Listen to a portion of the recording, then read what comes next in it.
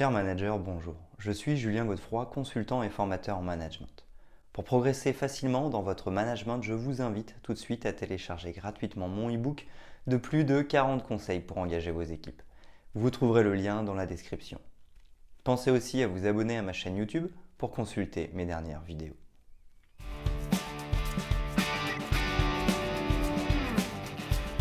Le management est un ensemble de techniques conduites par un manager en vue d'accompagner l'équipe dans l'atteinte des objectifs déterminés par l'entreprise. L'attitude du manager est donc incontournable. Ainsi, afin de mieux se connaître et ainsi mieux ajuster sa posture, le manager pourra suivre un accompagnement en développement personnel en management. En effet, en tant que gestionnaire d'équipe, le manager met souvent de côté l'importance de son développement personnel dans ses relations de travail, et ce au détriment de son bien-être et potentiellement de ses collaborateurs. Heureusement, il existe des formations que peuvent suivre les stagiaires. Ceci afin de partager leurs expériences auprès d'un formateur coach professionnel du management et du développement personnel. Le développement personnel est issu de la psychologie positive. Le développement personnel du manager lui permet de mieux s'épanouir, de s'aligner avec lui-même, mais aussi de mieux se comprendre pour mieux comprendre ses réactions et postures. Il pourra gagner en efficacité, de mieux gérer son équipe et d'être plus productif dans l'atteinte des objectifs fixés. Son bien-être est donc profitable à la structure au sein de laquelle il évolue.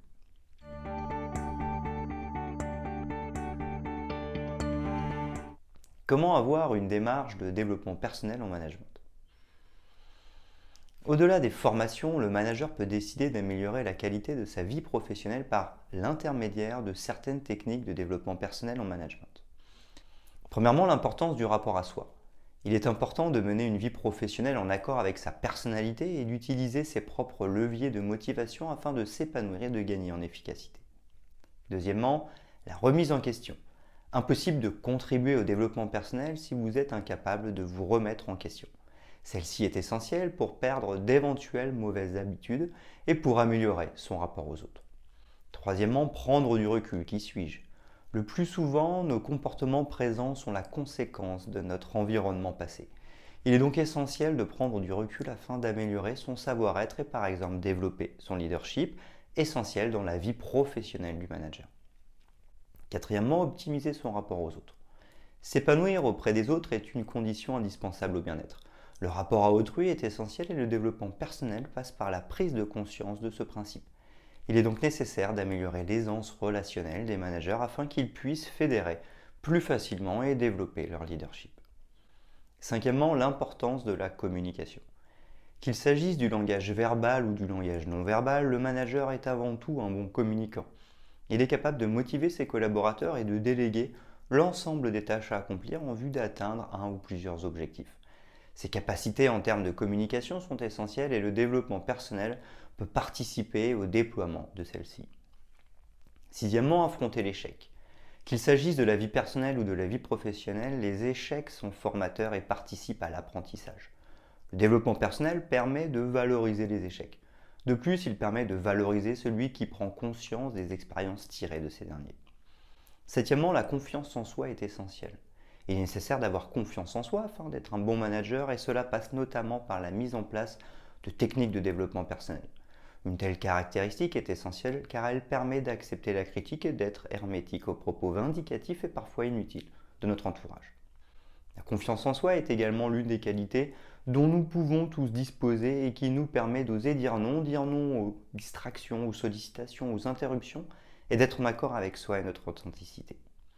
Huitièmement, le développement de l'intelligence émotionnelle. Oui, l'intelligence émotionnelle peut être développée. Apprendre à faire preuve d'empathie, d'écoute active, être à l'écoute de nos sensations et de celles des autres, autant de qualités induites par l'intelligence émotionnelle qui se trouvent en chacun de nous. Neuvièmement, l'hygiène de vie. Un autre aspect permettant le développement personnel consiste à soigner son hygiène de vie. Faire du sport, méditer, faire du yoga ou respirer en pleine conscience sont des pratiques qui permettent de mieux gérer nos angoisses et donc de prendre de meilleures décisions au quotidien.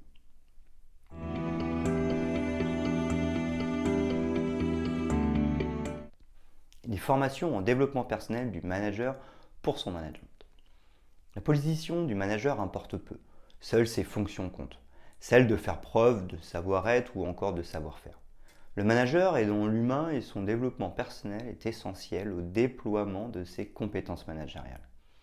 Le manager doit donc se tourner vers des formations en management ou des coachings. Pourquoi suivre des formations permettant d'initier le développement personnel des managers? Le manager prend certaines habitudes qui ne sont pas nécessairement les bonnes. C'est la raison pour laquelle le fait de se concentrer sur son développement personnel et son bien-être peut permettre de réajuster certains aspects de son management. Des formations en coaching des chefs d'entreprise ou des managers sont parfois nécessaires.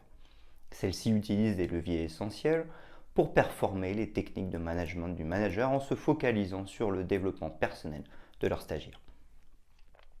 Généralement, la première étape consiste à appréhender les mauvaises habitudes des managers. Il s'agit donc, par l'intermédiaire d'un coach spécialisé, de remettre en question leur savoir-être managérial. Ceci afin d'améliorer leur management au travers de leur développement personnel. L'idée est de réaliser un travail sur soi et de prendre du recul. L'insertion de l'agilité managériale est progressive et permise par l'apprentissage. Cela requiert d'intervenir dans le développement personnel en particulier et les considérations d'ordre personnel en général.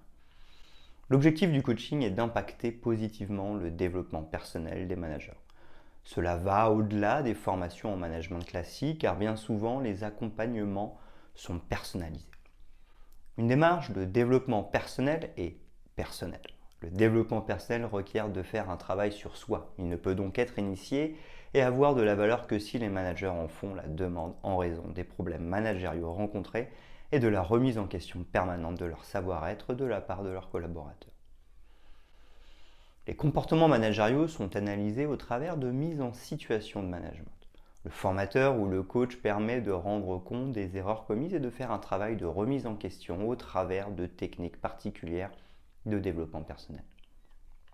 Enfin, il apprendra au manager en quête de développement personnel à développer son leadership afin de performer auprès de ses équipes. Quel est le contenu des formations en développement personnel des managers? L'apprentissage de la communication, le développement des capacités à travailler en cohésion et à mieux gérer l'équipe, le management des activités d'équipe. Voici les objectifs du développement personnel dans le management. D'autres axes d'amélioration sont permis par ce type de formation tels que le développement de son leadership agile, le fait de gagner du temps, gagner en efficacité personnelle dans la gestion des projets et de permettre la gestion des conflits. L'intelligence émotionnelle et son expansion sont également valorisées par les formations. Le développement personnel concerne le top management car il permet le développement des compétences lors du management de projet. Quel que soit le rapport hiérarchique, un manager d'équipe reste un manager d'équipe, le manager doit être capable à l'issue de telles formations de mettre en place un management de proximité, de lâcher prise, cesser le micromanagement et d'être capable de prendre la parole en public. Prendre la parole en public et potentiellement attirer l'attention. Grâce au développement personnel de pleine conscience, les objectifs des formations sont ambitieux mais loin d'être impossibles à atteindre lorsque le manager est en demande de changement, capable de se remettre en question et en mesure de prendre du recul. Suivre une formation en développement personnel est-il pertinent? Comme nous l'avons souligné, le suivi d'une formation en développement personnel n'est pertinent que si le manager est à l'origine d'une telle demande. Le chef d'entreprise pourra l'encourager à suivre une telle formation, mais si le manager s'avère réticent, les résultats se révéleront faibles.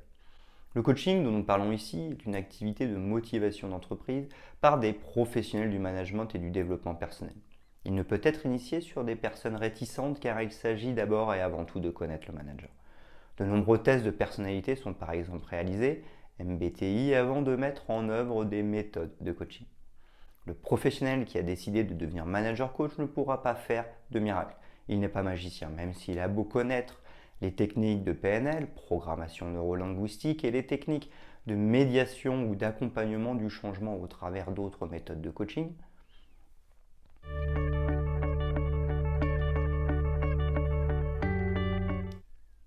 Le développement professionnel et personnel passe par le développement personnel. C'est la raison pour laquelle faire appel à un coach en développement personnel, en management, peut s'avérer bénéfique. Ceci permettra le développement professionnel ainsi qu'une meilleure connaissance de soi. La formation de développement personnel en management ne présente que des avantages.